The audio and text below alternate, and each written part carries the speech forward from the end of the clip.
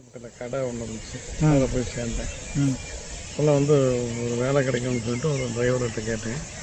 அந்த ஆள் ஒரு டீசல் விற்கிற கடைக்கு, பெட்ரோல் டீசல் விற்கிற கடைக்கு வச்சுருந்தாங்க. ஒரு 6 மாதம் வேலை பார்த்தேன். அது வந்து சரியான முறை எனக்கு சொல்லலை. ஆஃபீஸில் அடிக்கடி சொல்ல வேறு. இப்போ ஒரு முதலாளி முதலீடு போகிறோன்னா முதலீடு போடலாம், நம்ம வாங்கிட்டு வந்து வாங்க விற்க வைக்கலாம் நம்ம தான் பார்க்கணும். ஆமாம் ஆமாம், பிடிச்சிட்டோன்னா அதுக்கு நம்ம பதில் சொல்லணும். இந்த மாதிரி இருந்தேன், சரியில்லை. அடிக்கடி நான் 10 நாளைக்கு 15 நாளைக்கு ஊருக்கு வரணுங்கிற ஒரு இதில் வந்துக்கிட்டு இருந்தேன். அது வந்து செட்டிக்குளம் துறையூர் பக்கத்தில் துறையூருக்கு பக்கத்தில் திருச்சியில் இப்போ அந்த பக்கம் பெரம்பலூர். ஆமாம், இந்த பக்கம் துறையூர் துறையூர் தாண்டி செட்டிக்குளம்னு உள்ளே போகணும். பெரிய ஊர். அங்கே 2 வருஷம் பார்த்தேன். அதுக்கப்புறம் வீட்டுக்கு வந்தேன். வந்து ஒரு 2 மாதம் 1 மாதம் இருந்தேன். இந்த பாத்திரம் கடைக்கு கூப்பிட்டாங்களா, அதை பார்த்தேன். போய் இப்போ 22 வருஷம் வேலை பார்த்தேன். 22 வருஷம் ஒரே கடையில் வேலை பார்த்துருக்கீங்க? கடையில். அது என்ன கடை? பாத்திர கடை. வாடகை பாத்திர கடை. வாடகை கொடுக்குறது வாங்குறது. பரவாயில்ல, இத்தனை வேலை பார்த்து கடைசியில் அந்த ஒரு கடையில் போய் 22 வருஷமாக பார்த்துருக்காருன்னா பெரிய சம்பளம். 900 ரூபா சம்பளத்துக்கு வாங்கி 900 ரூபா சம்பளம் மாதம். 900 ரூபா கடைசியில் நிற்கும் போது 6000 ரூபா. 6000 ரூபா. ஓகே. 6000 ரூபா மாதம்.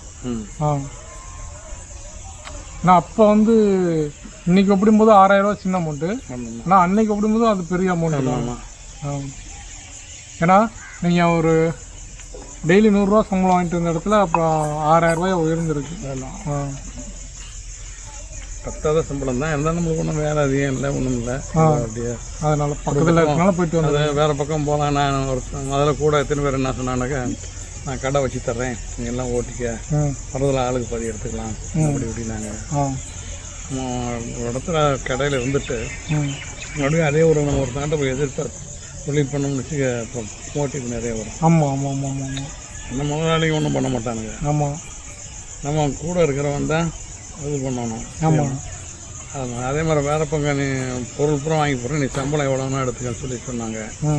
அதுவும் லாய்க்கூடாது. எந்த முதலாளிட்ட போனாலும் முதல்ல ரொம்ப பணிவாக பேசணும், நல்லா இது பண்ணணும். தொழில் நம்ம இதாக ஐட்டம்னு வச்சுக்க மரியாதை கிடைக்காது.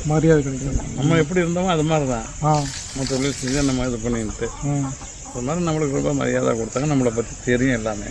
அதனால் ஓட்டினேன். இப்போ உடல்நிலை சரியில்லாதனால தான் கடையை விட்டு இப்போ வீட்டில் இருக்கீங்க. வீட்டில் இருந்து தோட்டத்தை பார்த்துட்டு இருக்கீங்க.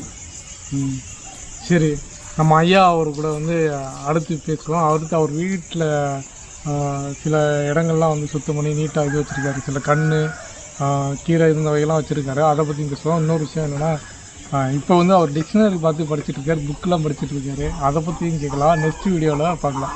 ஓகேங்க, நன்றிங்க. அடுத்து நம்ம காலையில் பேசுவோம். பேசிக்கலாம். ஓகே, நன்றி.